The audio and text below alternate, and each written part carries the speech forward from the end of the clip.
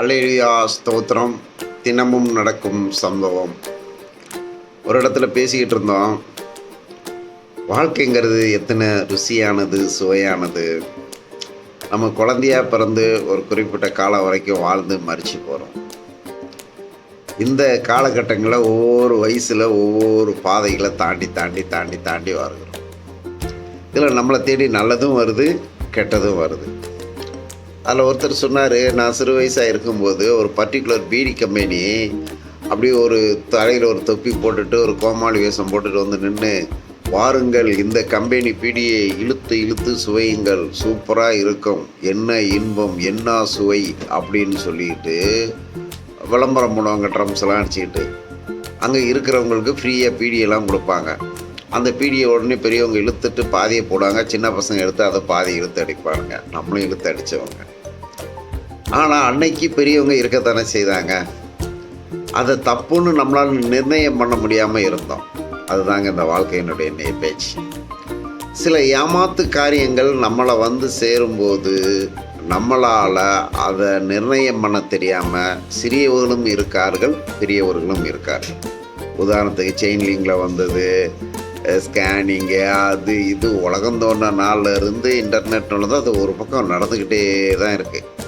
அப்போ ஒவ்வொரு நாளும் நம்ம நிற்பதும் நிர்மூலமாகாமல் இருப்பதும் சுத்த தேவனுடைய கிருபைங்கிற மாதிரி அந்த ஸ்கேனெல்லாம் நம்மக்கிட்ட வந்து சொல்லுவாங்க. சொந்தக்காரங்களே சொல்லுவாங்க, ஏன்னா இதை வாங்குங்க, இதில் நீங்கள் பணம் முதலீடு போட்டிங்கன்னா உங்கள் பணம் உங்கள் பரம்பரை முப்பாட்டம் பரம்பரைக்கும் வரும்பாங்க.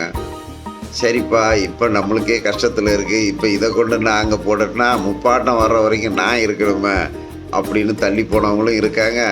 ஓஹோ, இதில் போனால் இவ்வளோ வந்துருமான்னு சொல்லி குருவி சேர்த்த மாதிரி உண்ணாமல் தின்னாமல் வச்சுருந்த பணத்தை கொண்டு அங்கே டெபாசிட் பண்ணிவிட்டு அப்புறம் ஐயோ அம்மானா அடிச்சுக்கிடுவாங்க. அதோட கொடுமை என்னன்னா அவங்கள சேர்த்து விட்டவங்க கொடுமை. அவங்களுக்கு எவனோ ஒருத்த ஆசையை கேட்டேன், நீ ஒரு இளிச்ச வாயினாயிரு, உன்ன மாதிரி ஒரு 20 இளிச்ச வாயினை கூட்டிகிட்டு வா, அப்போ தான் நீ கோடீஸ்வரன் ஆவான்னு சொல்லி அவங்கள கொண்டு தள்ளும்போது அந்த பீடி தான் ஞாபகத்துக்கு வருது.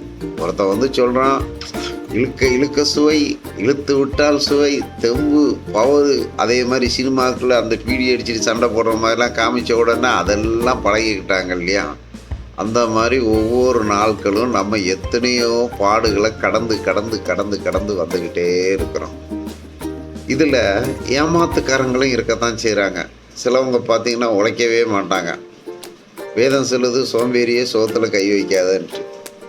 ஒருவங்கிட்ட 5 காசு இல்லை, ஒருத்தங்கிட்ட ஒரு பெரிய அமௌண்ட்டை கொடுக்குறாங்க, இன்னொருத்தங்கிட்ட இன்னொரு பெரிய அமௌண்ட்டு, இன்னொருத்த ஒரு சின்ன அமௌண்ட்டு. இந்த பெரிய அமௌண்ட்டு வாங்கினவங்க அதை பெருசாக பண்ணிட்டாங்க, இந்த சின்ன அமௌண்ட் வாங்கினவங்க அதையும் பெருசாக பண்ணிட்டாங்க. இந்த கடைசி அமௌண்ட்டை மட்டும் விசுவாசம் சொல்லி மண்ணுகளை புதைச்சி வச்சுக்கிட்டான். அவனை அப்பால் போய் சாத்தானே என்னாங்க. இன்றைக்கி பல பேர் சாத்தான் வாழ்க்கை தாங்க வாழ்ந்துக்கிட்டு இருக்கானுங்க. தான் உழைக்க மாட்டானுங்க, பிறரையே டிஃபெண்ட் பண்ணியிருப்பாங்க. அது ஆண்கள்லையும் இருக்காங்க, பெண்கள்லையும் இருக்காங்க. முயற்சி பண்ணு, போராடு, போராட்டத்துக்களை சகிச்சுக்கொள்ளு, அதனால் வர்ற தோல்விகளை ஏற்றுக்கொள்ளு, 100 கற்பனை பண்ணு, 99 ஃபெயில் ஆகலாம், 1 பாஸ் ஆகலான்னு ஒரு போராட்ட குணங்களை கொண்டு வந்தாதான் அவன் சிறு தொழிலாக இருந்தாலும் பெரு தொழிலாக இருந்தாலும் ஜெயிக்க முடியுதே தவிர, கடவுள் தந்தாருன்னு மனுகளை போய்ச்சி வச்சுட்டு கடவுளையே டிஃபெண்ட் பண்ணி, இல்லை கட்டினவனை டிஃபெண்ட் பண்ணி, இல்லை கட்டிக்கிட்டவளை டிஃபெண்ட் பண்ணி வாழ்கிறோம் வாழ்க்கைலாம் டேஸ் டேஸ் டேஸ் டேஸ். அல்லேலூயா, ஆமென்.